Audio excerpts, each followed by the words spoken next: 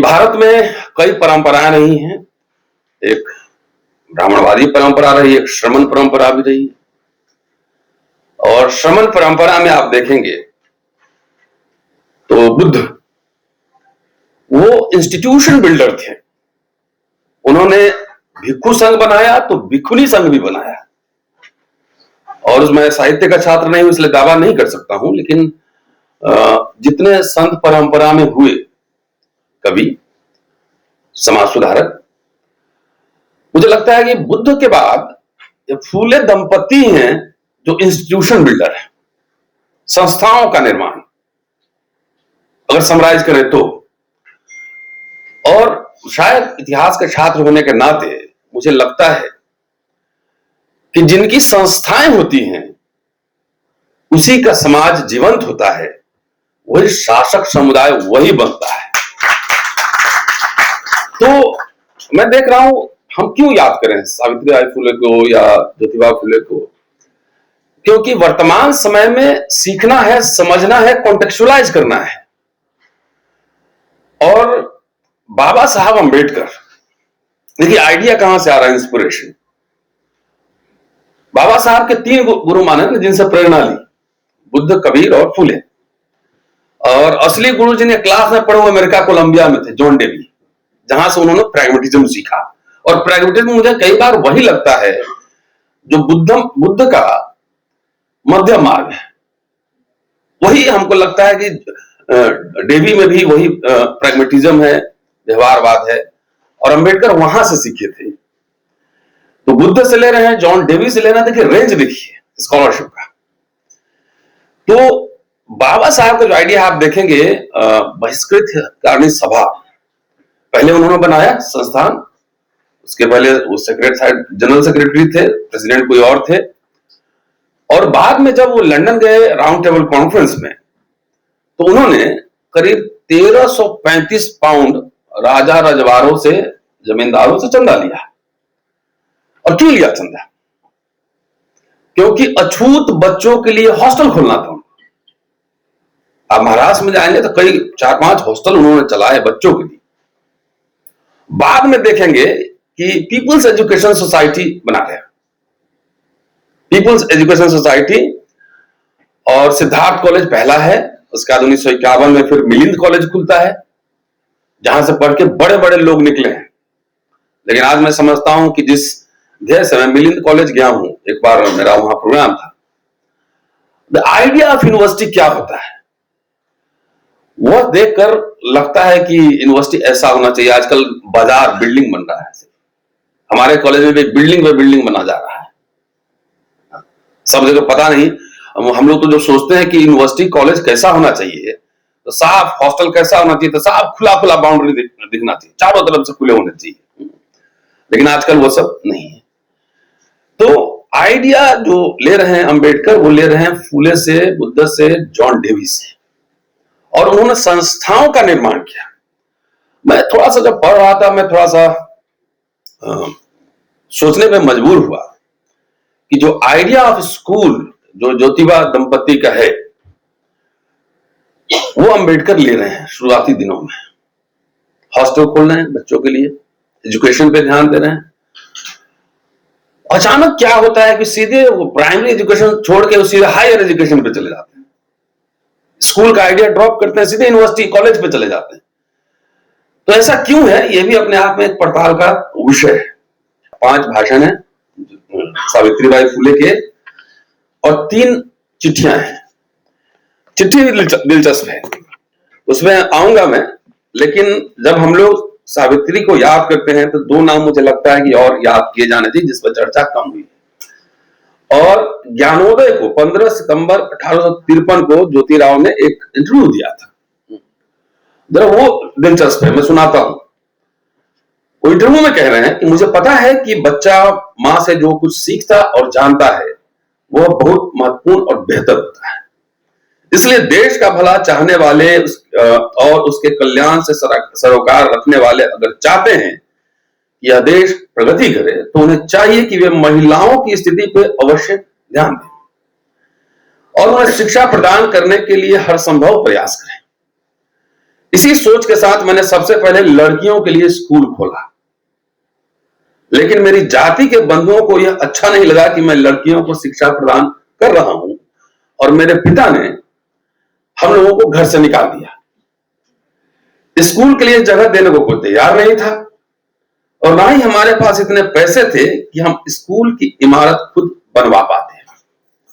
लोग अपने बच्चों को स्कूल भेजने के इच्छुक भी नहीं थे, लेकिन लाहूजी राउत मांग और रणवा महार ने अपनी जाति के लोगों को यह विश्वास दिलाया कि शिक्षित होने के कई लाभ हैं।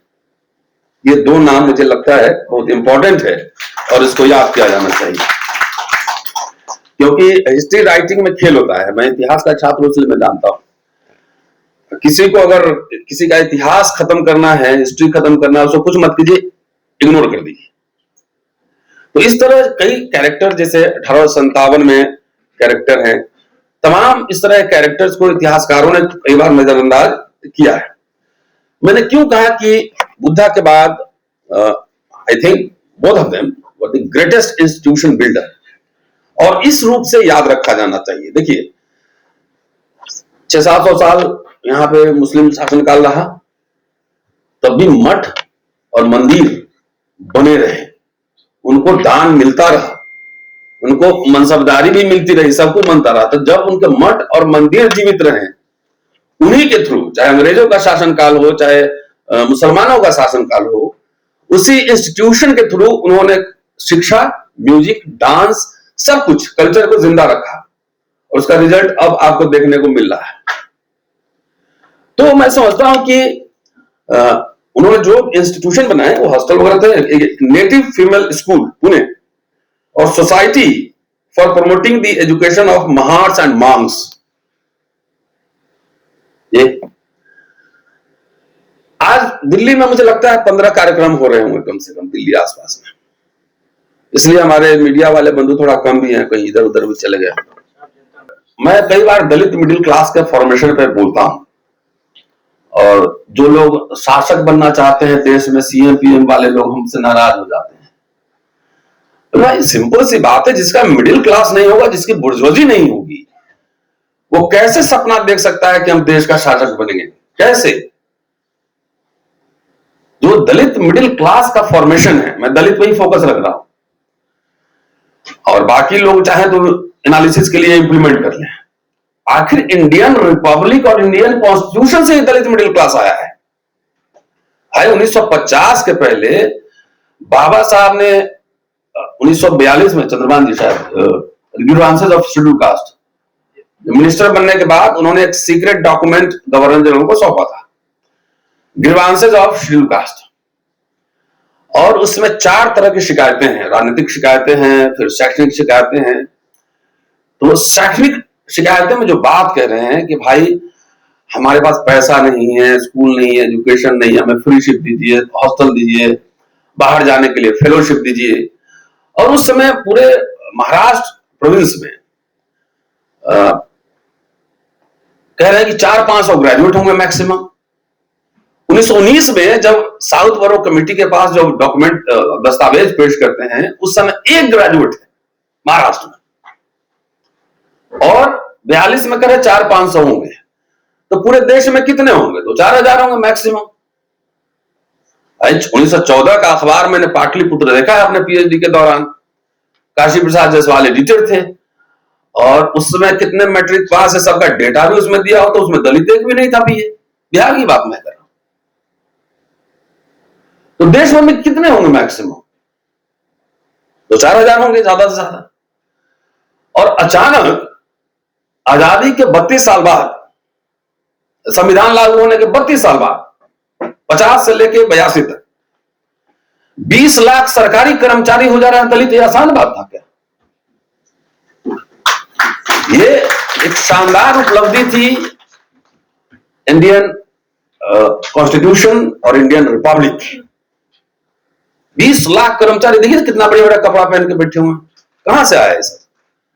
वो सरकारी नौकरी और एजुकेशन से ही आया। कोई दलित के पास कोई इंडस्ट्री था क्या? कोई शेयर मार्केट में था? कोई बैंकर था क्या? कोई राजा रजवाड़ा था क्या? तो बैंक अगर नेशनलाइजेशन हुआ उसमें सबको नौकरियां मिली तो हमें भी मिल गई। उसमें जीएम बने कि नहीं बने, मैनेजर बने कि नहीं बने, सस्ता लोन मिला कि नहीं मिला, और उसी पैसे से बच्चा को विदेश भी पढ़ाए। तो पूरा जो कंट्रीब्यूशन है, एजुकेशन इज साइंटिफिक एजुकेशन। और एक पत्र है बड़ा इंटरेस्टिंग है, सावित्रीबाई फुले का, जो अपने भाई के बारे में लिखती हैं। 1-1 रुपए का हिसाब देते थे अंबेडकर और ज्योतिबा फुले और फुले दंपति में। खास बात यह है कि बाबा साहब जो चंदा लेते थे, 3 तरह के चंदा लेते थे। एक पॉलिटिकल पार्टी के लिए, एक एजुकेशन के लिए, एक इमारत फंड के लिए, इमारत फंड। और हर साल 1-1 पैसे का हिसाब देते थे, 4 आना 2 पैसे, ऐसे कि 1-1 पैसे का हिसाब है, इसमें लिखा हुआ है कितना चंदा मिला, सरकार से कितना मिलता था, लोग कितने देते थे, सब लिखा हुआ है। और बाबा साहब भी वैसे करते थे। बाबा साहब तो कर्जदार निर्वाण हुआ उनका, जब वो डेथ हुआ तो कर्जे में थे। सबसे ज्यादा कर्जा उनका किताब के दुकान वाले का था, कि किताब खरीदते थे।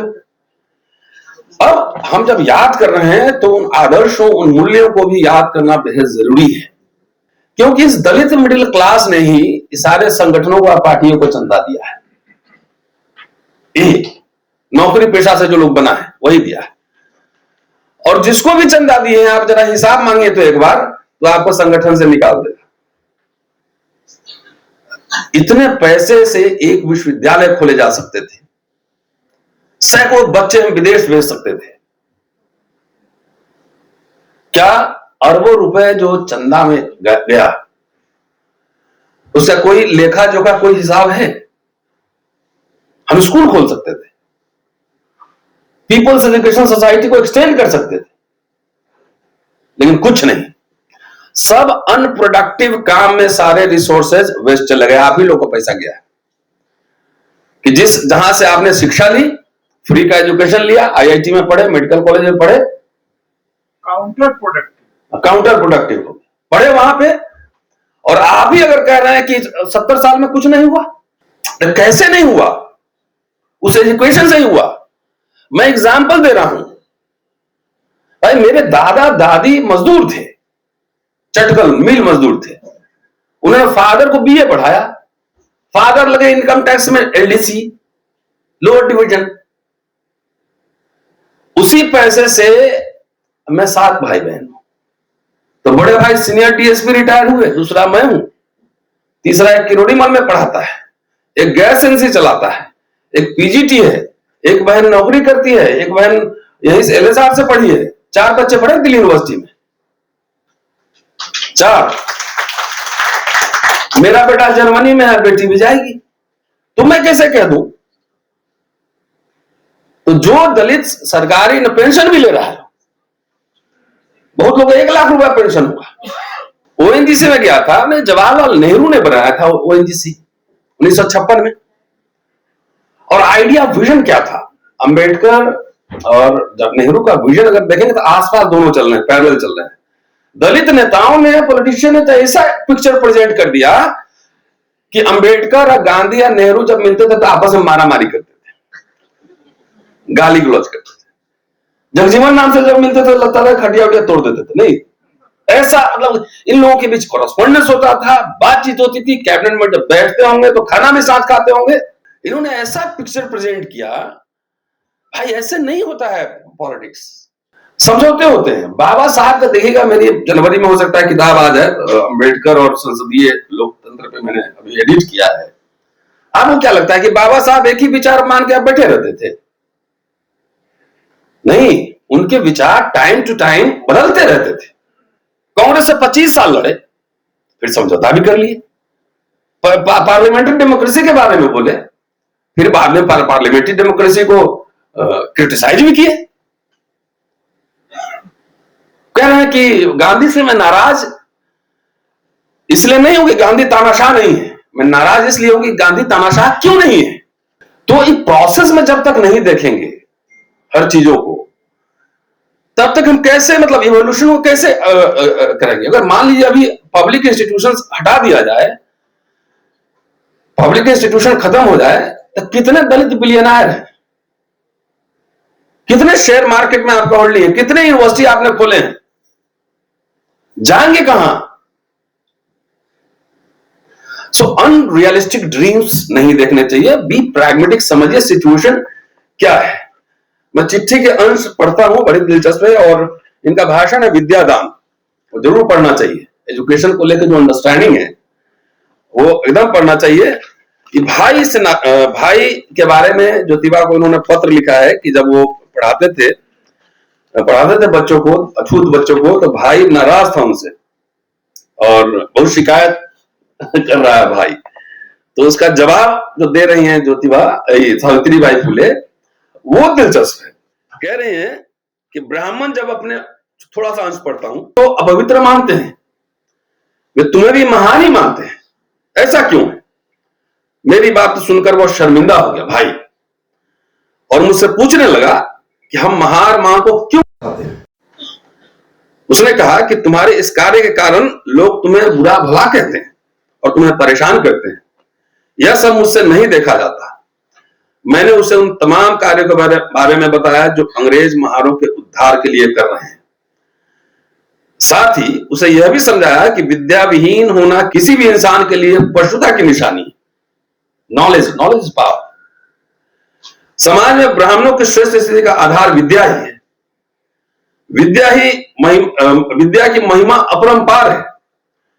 जो भी उसे ग्रहण कर लेता है उसकी नीचता दूर भागती है और उसे श्रेष्ठता प्राप्त होती है। मेरे स्वामी ज्योतिबा महान और भले आदमी है। इस देश में शायद ही कोई व्यक्ति हो जो उनकी बराबरी कर सके। ज्योतिबा महार मांगों के पढ़ने तथा इंसान की तरह जीने के अधिकार के लिए इन भट्ट ब्राह्मण नामक केचुओं से लड़ते हैं और महार मांगों को पढ़ाते हैं।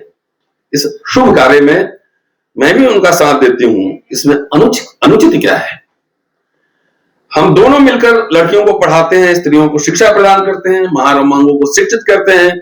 इससे ब्राह्मणों के वर्चस्व को ठेस पहुंचेगी। यह जानकर वे हमारे द्वारा मानवता को स्थापित करने के प्रयासों को अब्राह्मण कहकर दुत्कारते हैं और तुम्हारे जैसे लोगों के मन में गंदगी भर देते हैं। भाई भी सुधर गया एक भाषण के बाद।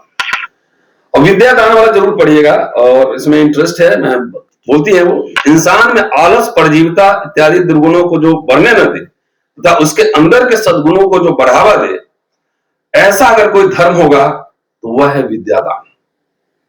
विद्या देने वाला और लेने वाला दोनों इस धर्म द्वारा असली इंसान बनते हैं। इस धर्म के कारण इंसान के अंदर छुपी हुई पशुता की प्रवृत्ति लुप्त हो जाती है। विद्या देने वाला धैर्यशील और निर्भय बनता है और दूसरी ओर विद्या पाने वाला समर्थ तथा समझदार। अंग्रेज पंडित लोगों को विद्यादान देकर उन्हें समझदार बनाते हैं।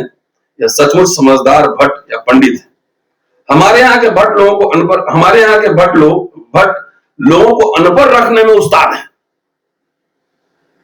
और यह उनकी मूर्खता है।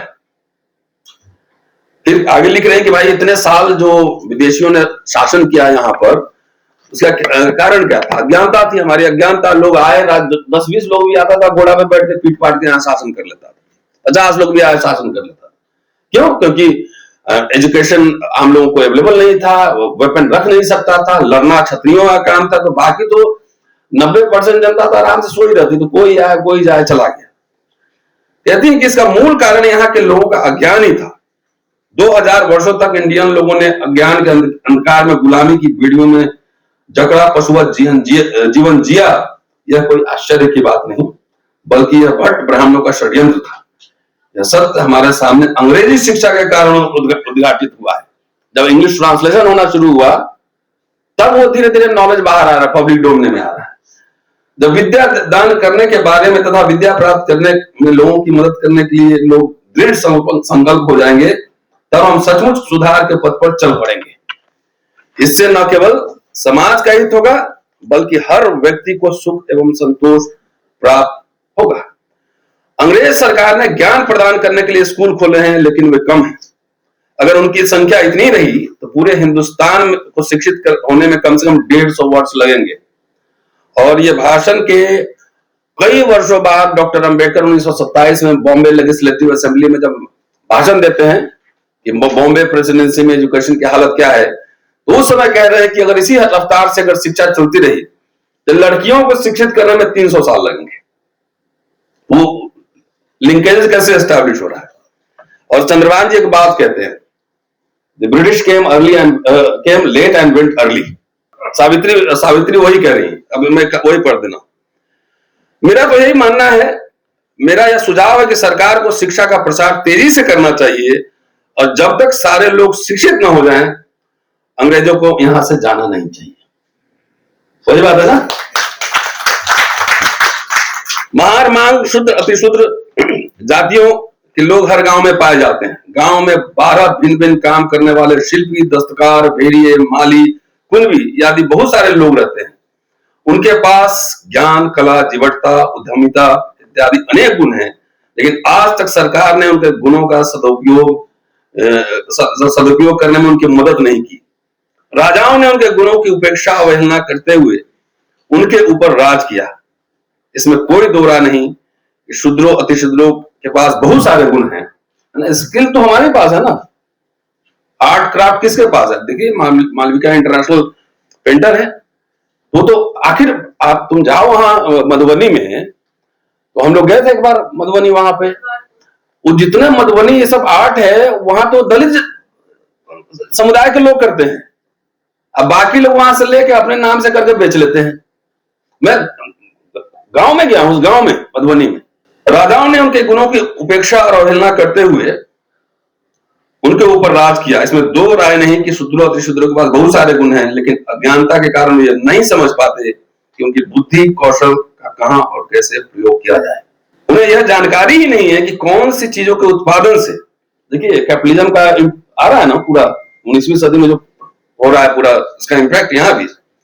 उन्हें यह जानकारी नहीं है कि कौन सी चीजों के उत्पादन से हमारे देश के लोगों को फायदा होगा या कि क्या करने से हमारी और देश की तरक्की होगी। सरकार भी इसमें उनकी सहायता नहीं करती।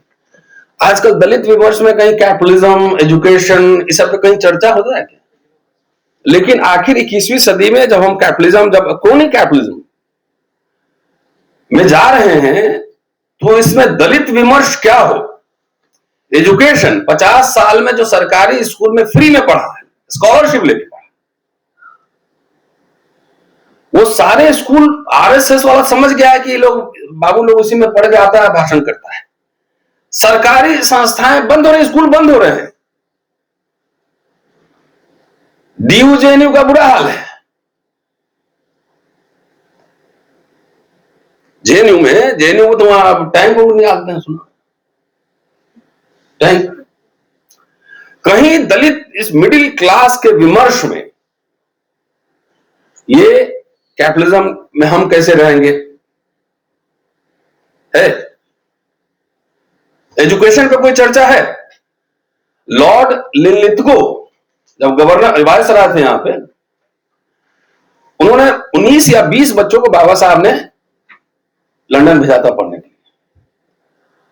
और उसके बारे में दलित विमर्श में क्या चल गया? अरे वो गद्दार थे, सारे गद्दार हैं। चंद्रभान जी ने एक आदमी को ढूंढा कि जो फेलोशिप से जो पढ़ा था वहां पे, उसके फैमिली के लोग कहां रहते हैं, तो पता लगा अमेरिका में कहां रहते हैं, वाशिंगटन,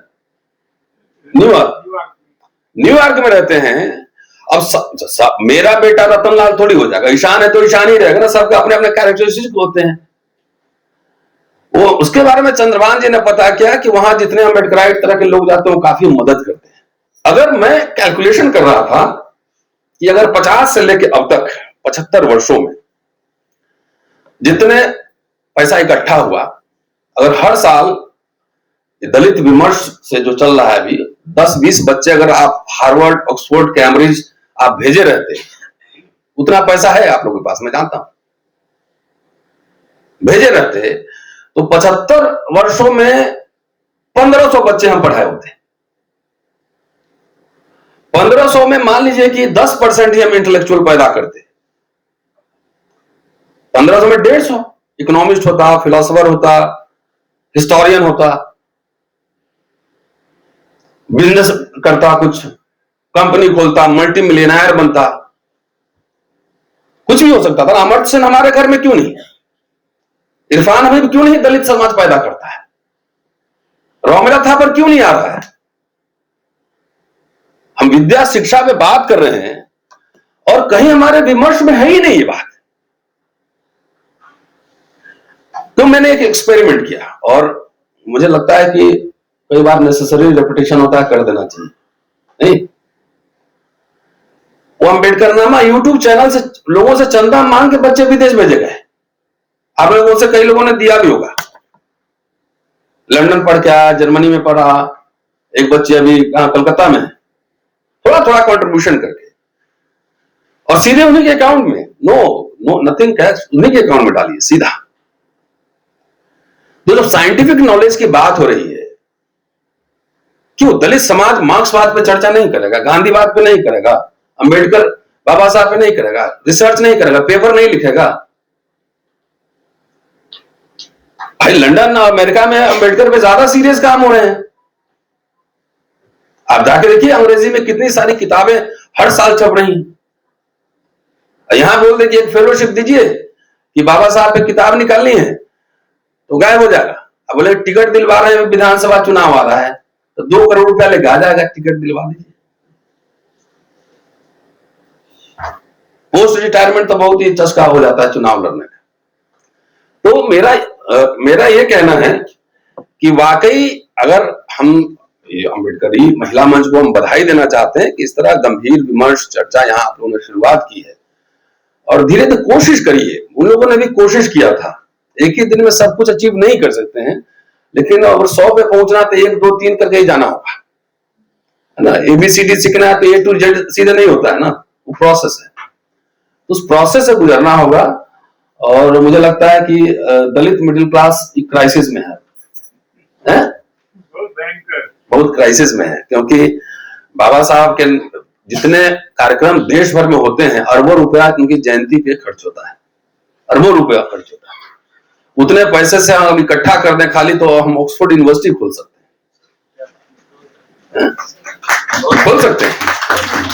तो अजीब अजीब विमर्श सब पैदा होता है कि बाबा साहब के 3 गुरु का नाम ले लिया मैंने, कितनी उनकी मूर्तियां बनाई गई हैं जरा मुझे बताइए।